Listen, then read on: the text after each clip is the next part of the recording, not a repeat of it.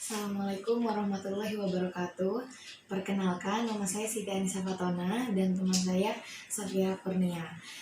Di sini kami dari studi PGSD Fakultas Keguruan dan Ilmu Pendidikan Universitas Muhammadiyah Profesor Dr. Hamka. Di sini kami ingin mewawancarai Ibu guna untuk melakukan tugas PLP 1. Sebelumnya saya mohon izin sama Ibu untuk mewawancarai. Apakah Ibu berkenan? Waalaikumsalam warahmatullahi wabarakatuh. Kalau Ibu boleh tahu, ini dengan Ananda siapa? Safira Kurnia Nurmaliza, Ibu. Ya, Ibu panggil Safira aja ya. Yang satu lagi? Siti Anissa Fatona. Ya, Anissa ya. Iya, Berarti Bu. Safira dengan Anissa. Iya. Silahkan Ibu berkenan. Nah, sebelumnya Ibu perkenalkan dulu. Nama Ibu ini ada ya di sini ya. Namanya Ibu Betty Nurbaiti.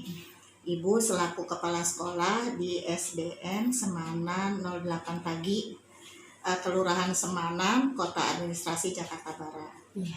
Silakan pada adik-adik jika ingin bertanya, apa yang ingin ditanyakan? Baik, saya mulai ya, Bu. Ya, Pertama itu, bagaimana karakteristik umum peserta didik yang ada di sekolah ini?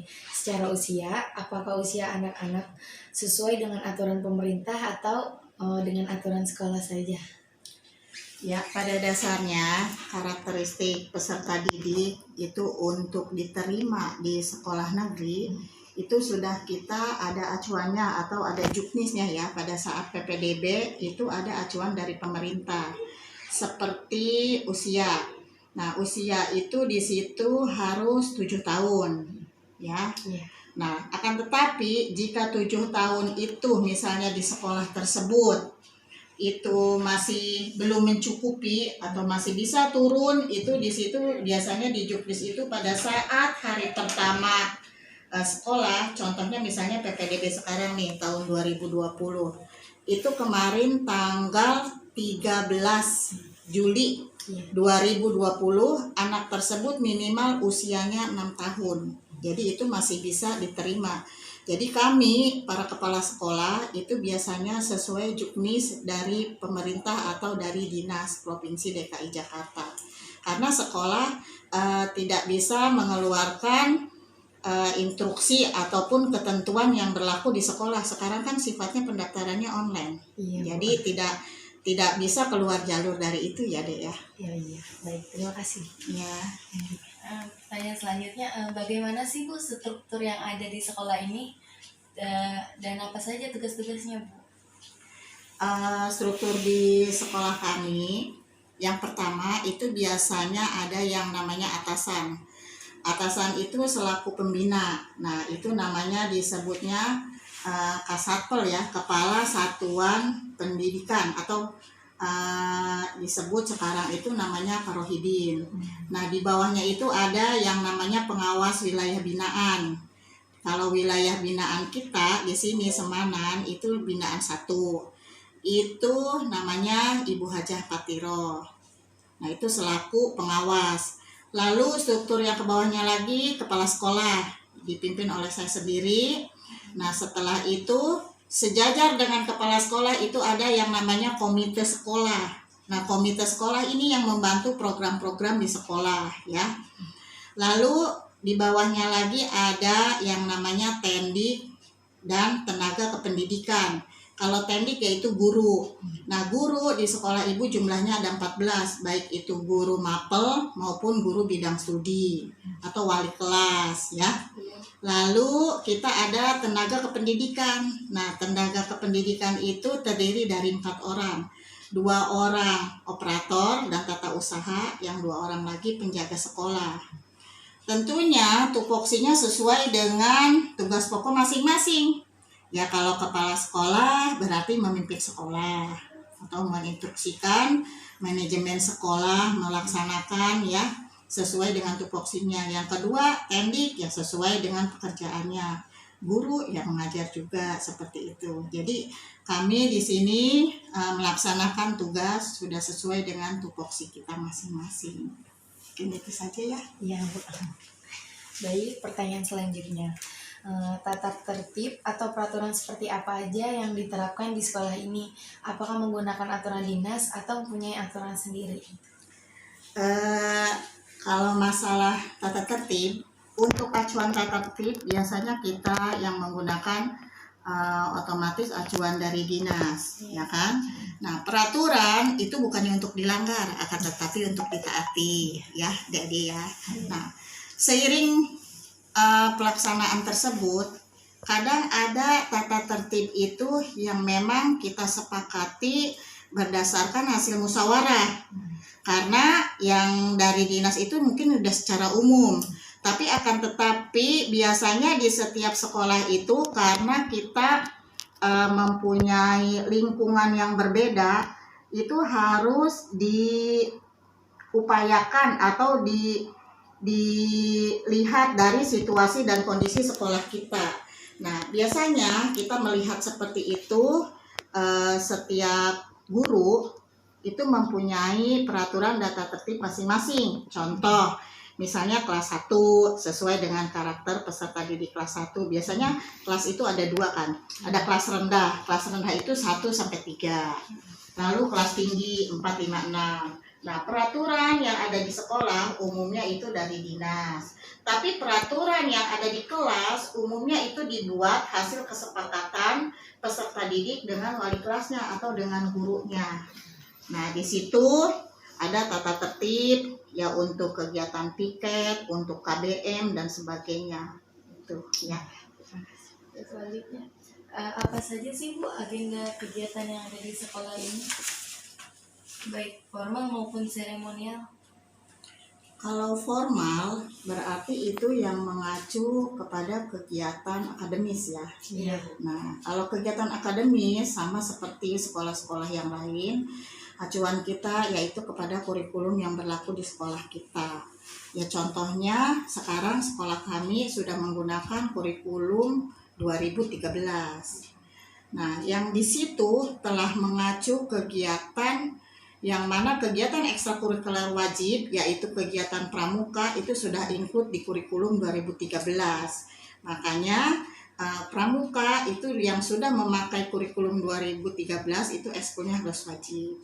Adapun ekskul-ekskul penunjang yang lain, jika tidak di masa pandemik seperti ini, sekolah kami sudah melakukan yaitu selain pramuka ada ekstrakurikuler tambahan yaitu contohnya drum band, lalu marawis, ada juga karate, terus ada lagi olahraga ya. Di situ olahraga ada futsal, ada misalnya voli, badminton. Kebetulan kemarin kita juara futsal itu juara kedua sekecamatan ya.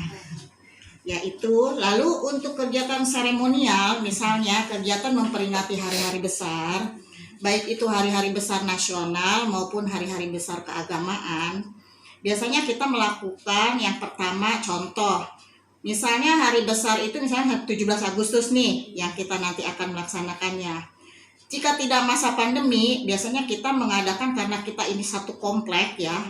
Nah, itu kita mengadakan upacara bersama satu komplek itu. Nah, supaya mencukupi biasanya kalau peserta didiknya itu diambil cuman kelas tinggi 4, 5, 6. Akan tetapi untuk kepala sekolah, tendik dan operator dan tenaga kependidikannya semua kita berkumpul untuk melaksanakan upacara. Saya 17 Agustus, Hari Kesaktian Pancasila dan sebagainya. Lalu yang kedua masalah keagamaan, itu kita biasanya melaksanakannya satu komplek berbarengan. Contohnya misalnya kita memperingati Hari Maulid Nabi Besar Muhammad Sallallahu Alaihi Wasallam ya seperti itu, atau memperingati Hari Kartini. Biasanya itu kita ngadain fashion show tuh, atau kita ngadain pakai drum band itu keliling kayak pawai gitu ya. Iya. Seperti itu. Baik.